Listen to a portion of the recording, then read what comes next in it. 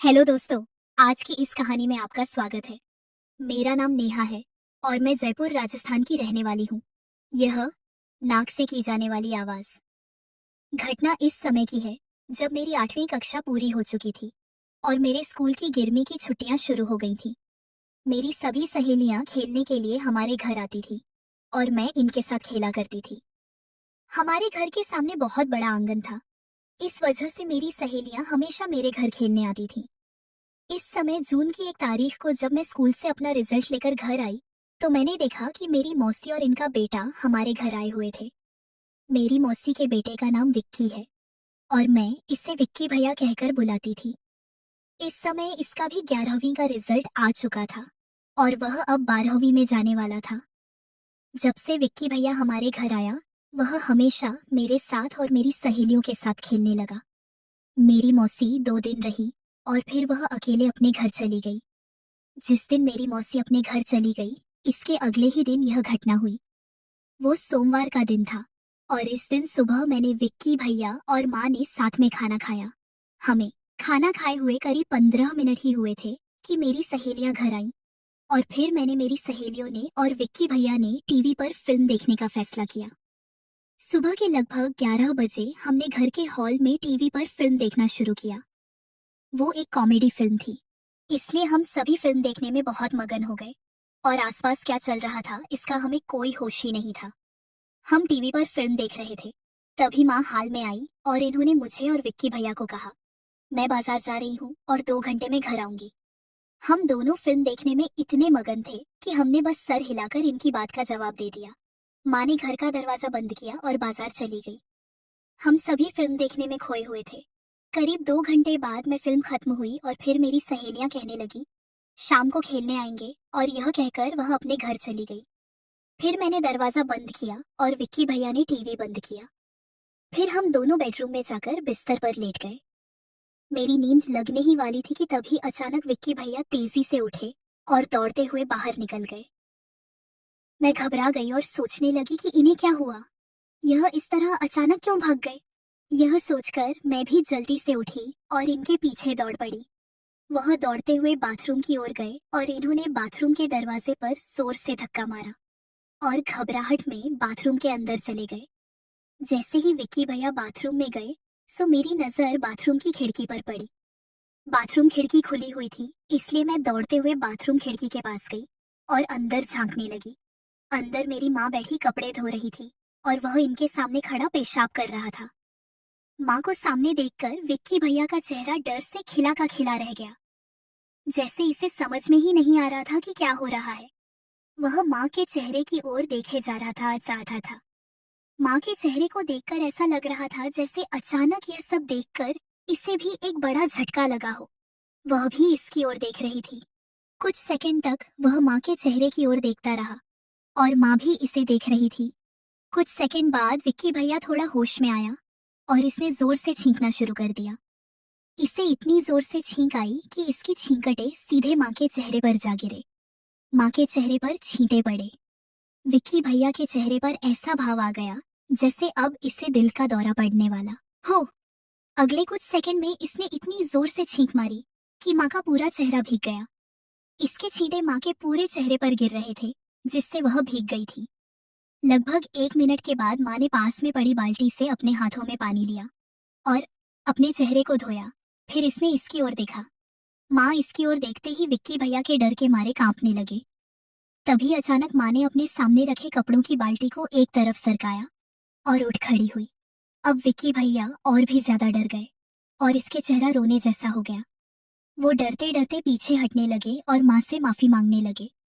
जब वह डरते डरते पीछे हट रहा था तब इसके दोनों हाथ डर के मारे कांप रहे थे, जैसे वह भूल गया हो कि क्या करना है। इसके बाद विक्की भैया डरते हुए बोला, सॉरी मौसी, गलती से हो गया। मुझे गला साफ करने की आवाज। सच में नहीं पता कि आप बाथरूम में हैं। मुझे लगा कि आप बाजार गई थी। आपको बाजार से कब वापस आना हुआ ये मुझे पता ही नहीं चला। अगर आपने ये बात मेरी माँ को बता दी तो मुझे बहुत डांटेंगी। प्लीज ये बात मेरी माँ को मत बताना। मैं फिर कभी ऐसा नहीं करूंगा। मुझसे गलती से हो गया। सच में माफ कर दो प्लीज। असल में मुझे भी पता नहीं चला कि माँ कब और कैसे बाजार से घर वापस आई थी। शायद हम पिक्चर देखने में व्यस्त थे, तभी माँ बाजार से घर आ गई थी और इसलिए हमें माँ के घर आने का पता ही नहीं चला। माँ ने विक्की भैया को खड़े रहने के लिए कहा, तब वह डर के मारे कांपते हुए खड़ा हो गया। माँ इसके पास गई और इन्होंने इसके दोनों हाथों को अपने हाथों में लिया और माँ ने कहा, कोई बात नहीं हो जाता है, कभी कभी तुम डरो मत, मैं किसी को कुछ नहीं बताने वाली, तुम चिंता मत करो, मैं तुम्हारी मदद करूंगी।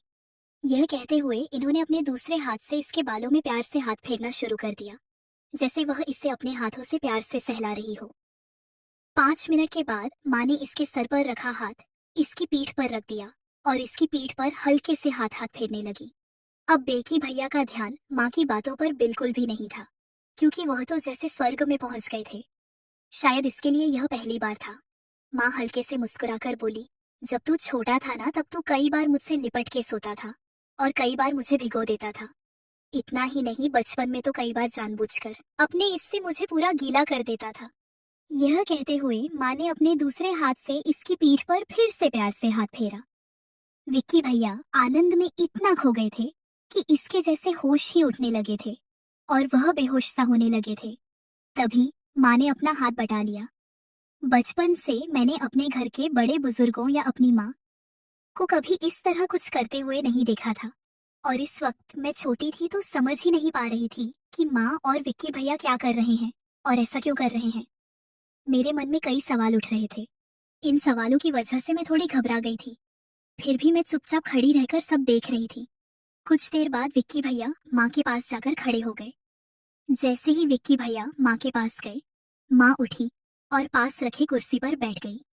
दोनों ही थके हुए लग रहे थे, पर इनके चेहरे पर एक अलग ही खुशी छलक रही थी। फिर माँ ने बाल्टी से पानी लिया और बोली, विक्की, नेहा कहाँ है?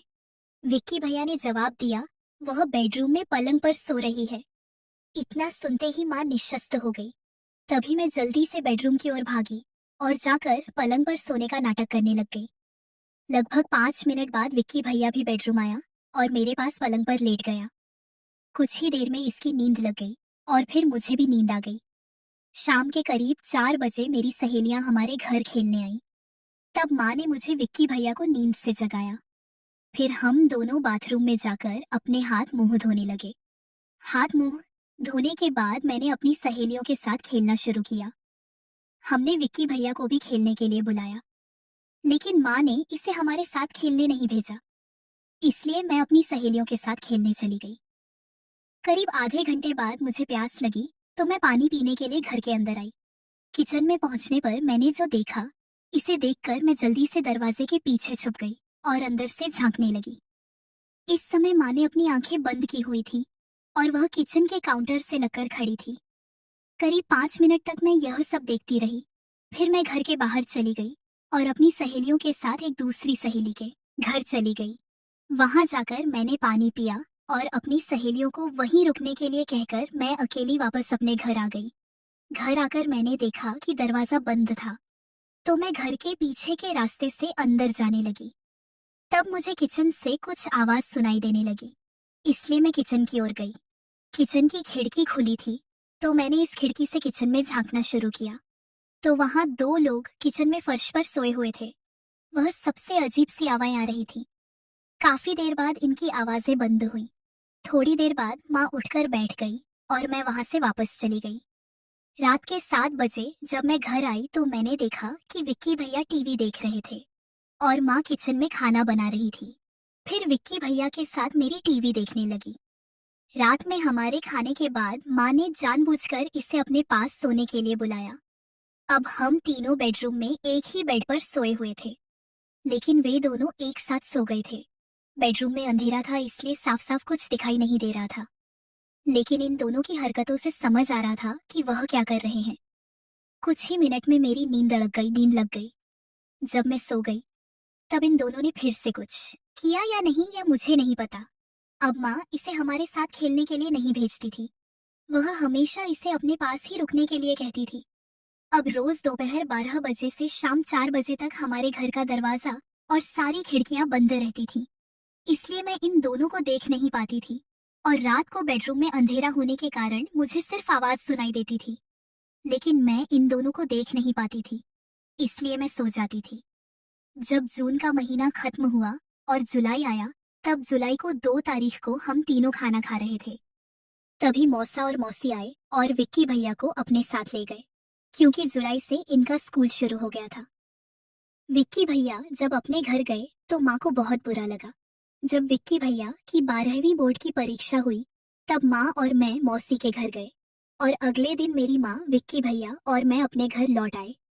इस समय भी दिन में और रात में इन दोनों को देखने लगी। जब विक्की भैया का परीक्षा का रिजल्ट आया तो अपने घर चला गया। फिर इसने कॉलेज में एडमिशन लिया और वह अपनी कॉलेज की छुट्टियों में हमारे घर आता जाता रहता था।